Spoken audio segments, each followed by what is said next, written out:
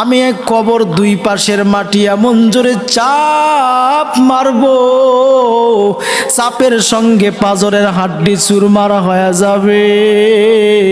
ওই কবরের আযাব সহ্য করতে পারবা না রে ভাই। ওই কবরের আযাব যে কি পরিমাণ ভয়ঙ্কর, মায়ার নবী রাহমাতাল লিল আলামিন আমার আল্লাহ কোরআনের মধ্যে জাহান্নামের বিবরণ দিতে গিয়া মায়ার নবীর চোখ দিয়ে পানি, মায়ার নবীর চোখ দিয়ে শুধু পানি পড়ে। আর এই কবর খুব ভয়ঙ্কর কবর। 3.5 হাত মাটির ঘর সাথী নাই, বাতিরও কোনো ব্যবস্থা থাকবে না রে বাবা। ওই অন্ধকার কবরে আমল ছাড়া কোনো কিছু উপায় থাকবে না।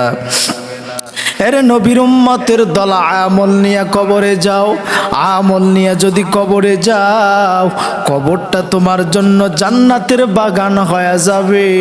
আসসালামু আলাইকুম ওয়া রাহমাতুল্লাহি ওয়া বারাকাতুহু। আলহামদুলিল্লাহ আলহামদুলিল্লাহিল্লাযী জাআলাশ শামসা ওয়াল কমারা বিহুসবান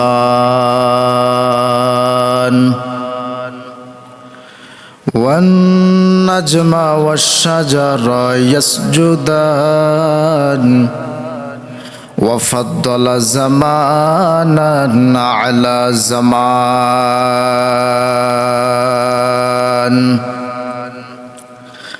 كما فضل مكانا على مكان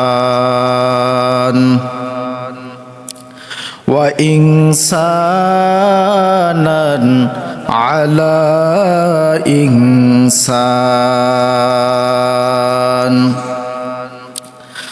ونشهد أن لا إله إلا الله وحده لا شريك له ونشهد أن سيدنا وسندنا وحبيبنا ومولانا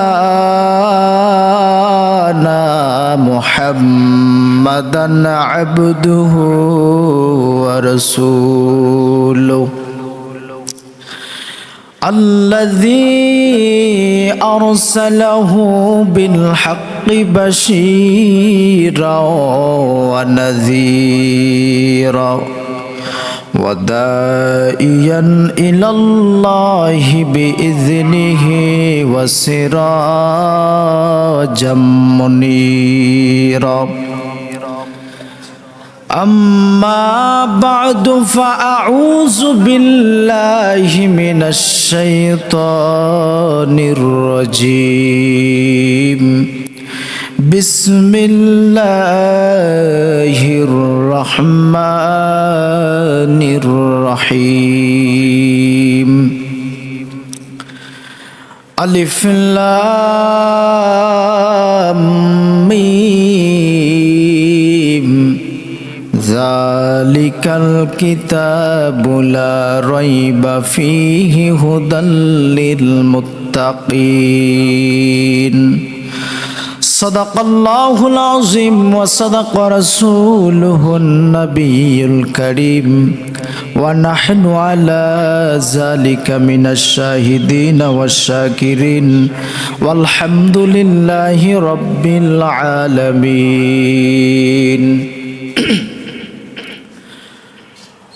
मोमिन जो फिदा नक्शे कफे पाए नबी हो, मोमिन जो फिदा नक्शे कफे पाए नबी हो ज़ीर कदम आज भी आलम का खजीना हो, ज़ीर कदम आज भी आलम का खजीना। गर सुन्नत नबवी की करे पैरवी उम्मत, गर सुन्नत नबवी की करे पैरवी उम्मत तूफान से निकल जाएगा फिर इसका सफीना तूफान से निकल जाएगा फिर इसका सफीना अरे अल्लाहर गुलाम জান্নাতের টিকিট পাওয়ার পরেও হযরত ফাতেমা রাদিয়াল্লাহু তাআলা আনহা নবীর মেয়ে ফাতেমার যেদিন মৃত্যু হয় হযরত আবু যর গিফারি কবরের মধ্যে নামছেন। হযরত আবু যর গিফারি কবরকে ডাক দিয়ে বলেন, রে কবর, আরে কবর শুনে নাও, আজকে তোমার বুকে এমন একজন বান্দিকে রাখবো রে কবর, আজকে তোমার বুকে এমন একজন রাখবো যিনি হলো জান্নাতের সর্দারিনী, যিনি আকায়ে নামদার তাজদারে মদিনা হযরতে মুহাম্মদ সাল্লাল্লাহু আলাইহি ওয়াসাল্লামের আদরের কন্যা ফাতেমাকে রাখবো। এরে কবর, খবরদার যেন বেয়াদবি না হয়, খবরদার বেয়াদবি করবা না। শুধু তাই নয়, এ খবর ভালো করে শুনে নাও, আজকে তোমার বুকে এমন একজন বান্দিকে রাখবো যিনি হযরত হাসান আর হুসাইনের মা। এরে কবর, শুধু তাই নয়, আজকে তোমার বুকে এমন একজন বান্দিকে রাখবো যিনি হযরত আলী রাদিয়াল্লাহু তাআলা আনহুর স্ত্রীকে তোমার কবরে, তোমার বুকে রাখবো। খবরদার যেন বেয়াদবি না হয়। কবর ডাক দিয়ে বলে, রে আবু যর, আমি হযরত ফাতেমাকে চিনি না, আমি জান্নাতের সর্দারিনীকে আমি চিনি না, আমি পয়গম্বরের মেয়েকেও চিনি না। আমি কবরের উপরে যদি তারা নেক আমল নিয়ে আসতে পারে, আমি কবর তার জন্য জান্নাতের বাগান হয়ে যাব। আর গুনাহ নিয়ে যদি কবরের মধ্যে চলে আসো, আমি এক কবর দুই পাশের মাটি এমন জোরে চাপ মারবো, চাপের সঙ্গে পাজরের হাড্ডি চুরমারা হয়ে যাবে। ওই কবরের আযাব সহ্য করতে পারবা না রে ভাই। ওই কবরের আযাব যে কি পরিমাণ ভয়ঙ্কর, মায়ার নবী রহমাতাল লিল আলামিন আমার আল্লাহ কোরআনের মধ্যে জাহান্নামের বিবরণ দিতে গিয়া মায়ার নবীর চোখ দিয়ে পানি, মায়ার নবীর চোখ দিয়ে শুধু পানি পড়ে। আর এই কবর খুব ভয়ঙ্কর কবর। 3.5 হাত মাটির ঘর সাথী নাই, বাতিরও কোনো ব্যবস্থা থাকবে না রে বাবা। ওই অন্ধকার কবরে আমল ছাড়া কোনো কিছু উপায় থাকবে না। এরে নবীর উম্মতের দল আমল নিয়ে কবরে যাও, আমল নিয়ে যদি কবরে যাও, কবরটা তোমার জন্য জান্নাতের বাগান হয়ে যাবে। আর যদি গুনাহ নিয়ে কবরে যাও, তোমার জন্য জাহান্নামের টুকরা হয়ে যাবে। জান্নাতের টিকিট যতজন সাহাবা পেয়েছেন, এর মধ্যে আবু বকর, হযরতে আবু বকর কেমন দামি সাহাবী জানেননি? হযরতে আবু বকর মসজিদে নববীর মধ্যে হযরতে আবু বকর গভীর রাতে কান্নাকাটি করতেছেন। হযরত আবু বকরের কান্নায় মায়ার নবীর ঘুমটা ভেঙে গেল। মায়ার নবী জাগ্রত হয়ে গেলেন। জাগ্রত হওয়ার পরে হযরতে পয়গম্বর মুহাম্মদ সাল্লাল্লাহু আলাইহি ওয়াসাল্লাম যখন আগায়া গেলেন, কি ব্যাপার, গিয়ে দেখে হযরত আবু বকর জান্নাতের 1 নাম্বার সাহাবী কবরের ভয়ে, জাহান্নামের ভয়ে কান্না করতেছে। মায়ার নবী ডেকে বলে, আবু বকর কেন কান্না করো? আল্লাহ তাআলা তো তোমাকে জান্নাতের টিকিট দিয়েছেন, এরপর কেন কান্নাকাটি করেন রে আবু বকর? আবু বকর ডাক দিয়ে বলে, মায়ার নবী আমার, আপনি তো জাহান্নামের কথা বলেছেন গো নবী, জাহান্নামের ভয়ে আমি আবু বকর, যে আবু বকর মদিনায় যখন হাঁটতেন জুতা পরে হাঁটতেন না, জুতা ছাড়াই আবু বকর হাঁটতেন। হযরত উমর ডেকে বললেন, ভাই আবু বকর, আপনার কি কোনো জুতা নাই? আপনাকে কি জুতা কিনে দেব নাকি? হযরত আবু বকর ডেকে বলে, ভাই উমর, আমার তো জুতা আছে, আমি জুতা পরে হাঁটতে বড় ভয় পাই।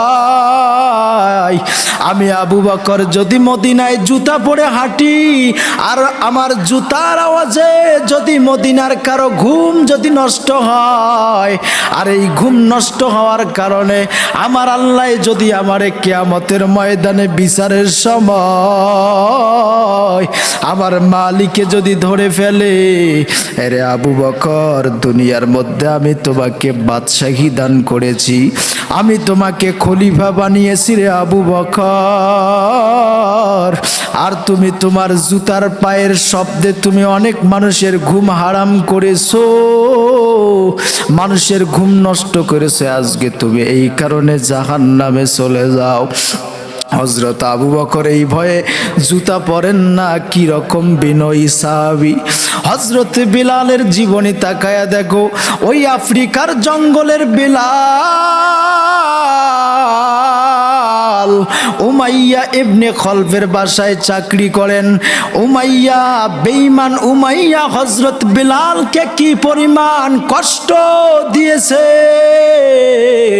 হযরত বিলাল বলে আহাদ আহাদ আহাদ আহাদ বলতেছে। উমাইয়া বলে, কিরে বেলাল, কাকে ডাকো? হযরত উমাইয়া বেঈমান উমাইয়া হযরত বেলালকে ডেকে বলে, রে বেলাল, আহাদ আহাদ বলতেছো, কারে ডাকো? হযরত বেলাল ডেকে বলে, আমি আমার মালিককে ডাকতেছি। উমাইয়া বলে, আমি তো তোমার মালিক, আবার তুমি কাকে ডাকো?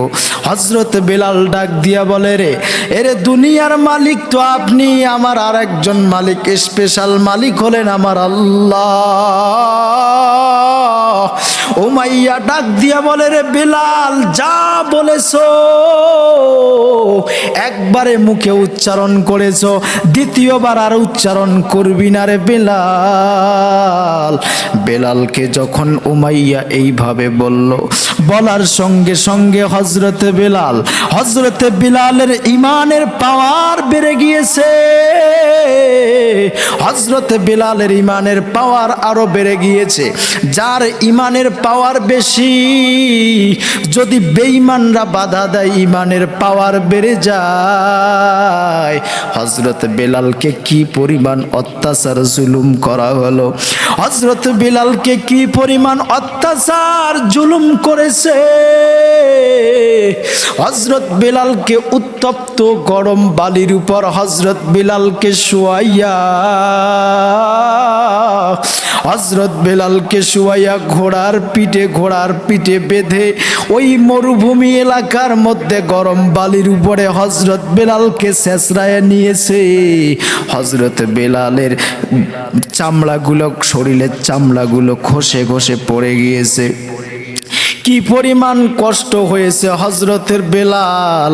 এত কষ্ট স্বীকার করার পরে হযরতে ওসমান রাস্তা দিয়ে যায়, দেখে হযরত বেলালের কি পরিমাণ কষ্ট। হযরত ওসমান আর কষ্ট সহ্য করতে পারলেন না।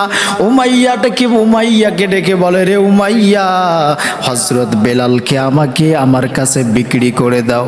হযরত বেলালের কষ্ট আর সহ্য হয় না। হযরত বেলালকে আমার কাছে তুমি বিক্রি করে দাও। উমাইয়া কয়, না, বিক্রি করে দেব না।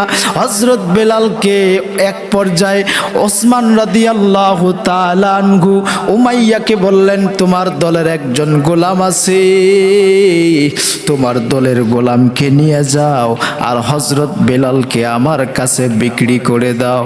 হযরত বেলালকে ওসমান কিনে নিয়ে গেলেন। মায়ার নবী রাহমাতাল লিল আলামিন সংবাদ যখন পেয়েছেন,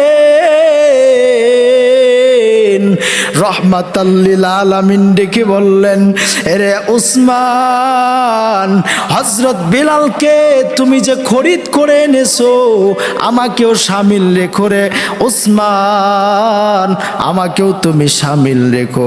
কারণ হযরত বিলালকে তুমি চেনো না। হযরত বিলাল সাধারণ কোন সাহাবী নয়। আমি রাসূল যখন মেরাজে গিয়েছি, যখন আমি জান্নাত জাহান্নাম ভ্রমণ করি রে ওসমান, জান্নাতের মধ্যে আমি যখন গেলাম, শব্দ জান্নাতের মধ্যে একটু কে জানি হাঁটতেছে, হাঁটার শব্দ পাইলাম। জিবরাইলকে ডেকে বললাম, রে জিবরাইল, আমি নবী তো সর্বপ্রথম, আল্লাহ তো আমাকে কথা দিয়েছে আমি তো সর্বপ্রথম জান্নাতে ঢুকবো, আমি তো সর্বপ্রথম জান্নাত উদ্বোধন করব। এরে জিবরাইল, কে আমার আগে ঢুকেছে? এই ব্যক্তি কে জান্নাতের মধ্যে হাঁটতেছে? হযরতে জিবরাইল আলাইহিস সালাতু ওয়াস সালাম ডেকে বলে, পয়গম্বর, দুনিয়ার মধ্যে একজন ব্যক্তি হাঁটতেছে, জমিনের মধ্যে হাঁটতেছে, জান্নাতের মধ্যে কেউ নাই। আপনার একজন সাহাবী, আপনার একজন সাহাবী জমিনের মধ্যে হাঁটে, আর এই আওয়াজটা আমার আল্লাহ তাআলার আরশ পর্যন্ত উঠে যায়, জান্নাতের মধ্যে শব্দ হয়। হযরত জিবরাইল আলাইহিস সালামকে পয়গম্বর ডেকে বললেন, রে জিবরাইল, কে এমন ভাগ্যবান সাহাবী, কে জানতে চাই? হযরত জিবরাইল ডেকে বললেন, পয়গম্বর, আপনার এমন ভাগ্যবান সাহাবী হলো হযরতে বেলাল, যার ব্যাপারে হযরতে বেলাল এমন একজন সাহাবী, কুচকুচে চেহারা, কালো চেহারার অধিকারী বেলাল, কিন্তু তার কলব এত সুন্দর, এত সুন্দর, তার কলবটা আল্লাহ তাআলার কাছে পছন্দনীয় একটা কলব। হযরত বেলালকে আমার আল্লাহ কি রকম কবুল করেছেন। যেই দিন মায়ার নবী রহমাতাল লিল আলামিন বাইতুল্লাহ শরীফে প্রকাশ্যে যেদিন আজান দেওয়ার অনুমতি দিয়েছেন, ওই দিন অনেক সাহাবায়ে কেরাম রাসূল ডেকে বললেন, আজকে বিদায়ের, আজকে সর্বপ্রথম যে আজানটা দিবে তার কপাল বড় দামি হয়ে যাবে। হযরত বেলালকে আমার আল্লাহ কবুল করে নিয়েছেন। হযরত বেলাল এমন একজন সাহাবী, নবীকে কি পরিমাণ ভালোবাসতেন। এরে নবীর উম্মতের দল, আল্লাহ তাআলা বলে, বান্দা, আমি আল্লাহর যদি তুমি ভালোবাসতে চাও, আমি আল্লাহর যদি তুমি গোলাম হইতে চাও, আগে নবীরকে ভালোবাসো।